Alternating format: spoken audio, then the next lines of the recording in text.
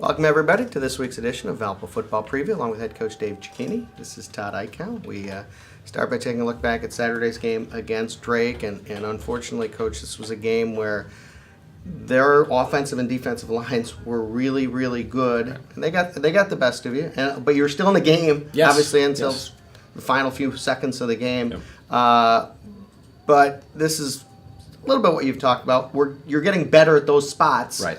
But Drake is a little better right now. Yeah, just again, a lot of seniors and redshirt seniors. A year ago, we went up against these guys with freshmen and sophomores, and this year we're going up against them with juniors and sophomores. So still young, but we had the gap closed. Took advantage of turnovers, came up with two big turnovers that helped keep us in the game.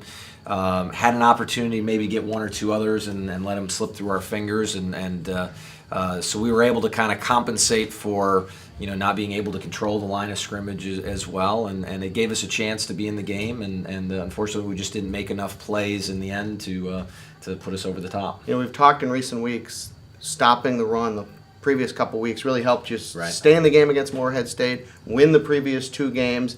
It didn't happen in the second half against Drake. Was it simply their offensive line being better? Well, I think the tailback, you got to give him credit as well. He went out and made a lot of guys miss in open space. Certainly, the line of scrimmage was moving in the wrong direction, and that played a part in it as well. I'm proud of how our players hung in there. There certainly was no quit in the defense. Guys played hard, offensive same way. There was nobody giving up. Obviously guys were frustrated because we weren't as successful, as we had hoped that we could be. But that's actually a good sign. I take that. When you get guys who the expectations are they're going to go out there and have success, and nobody quits, and guys played hard right through the final play.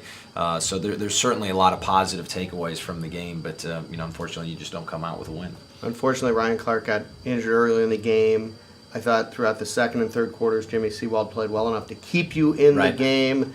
And then maybe for the first time this year in the fourth quarter, there were a few kind of freshman mistakes that he made. Overall, he kept you in the ball game. Sure. Yeah. For He 2.5 stepped quarters. in and led us on two really nice drives, and Ryan unfortunately was playing pretty well when he went down, and Jimmy is, like I said, we think the world of him. We think he's going to be a great quarterback, and he's really done a great job of picking things up. And when he comes into the game, he delivers. But he is a freshman. He's still young, and you're going to have those types of inconsistent play whenever you have a freshman that's featured at the quarterback. And unfortunately, he had a couple of those freshman type moments right in some key plays, and that hurt us towards the end. But if he's the guy that's going to go on Saturday, which we still don't know, we've got total confidence in him, and he's got a great arm, and he's got a good head on his shoulders, and he'll go out there and make plays. An ankle injury for Ryan Clark. At this point, we're not sure how quickly it will heal to where he can go or not on Saturday. Yeah, just a little too early. It's close right now. We're going to give it another day or two before we make a determination. He's a competitor. He's a tough guy. I know he desperately wants to get out there and play, and so he's going to be rehabbing it every waking second, and we'll see what happens. Great test for you coming up on Saturday, especially for your offense against a Stetson defense, which has looked really good from across the board. Their numbers, they pretty much shut down a Sacred Heart team. They gave up, I think it was 21 points in the first quarter against Brown, right. And then shut them out in the final three quarters. And they feature, I think without question, the best overall football player in the PFL in Donald Payne. I think this past week he had like 15 tackles, an interception, 2 forced fumbles.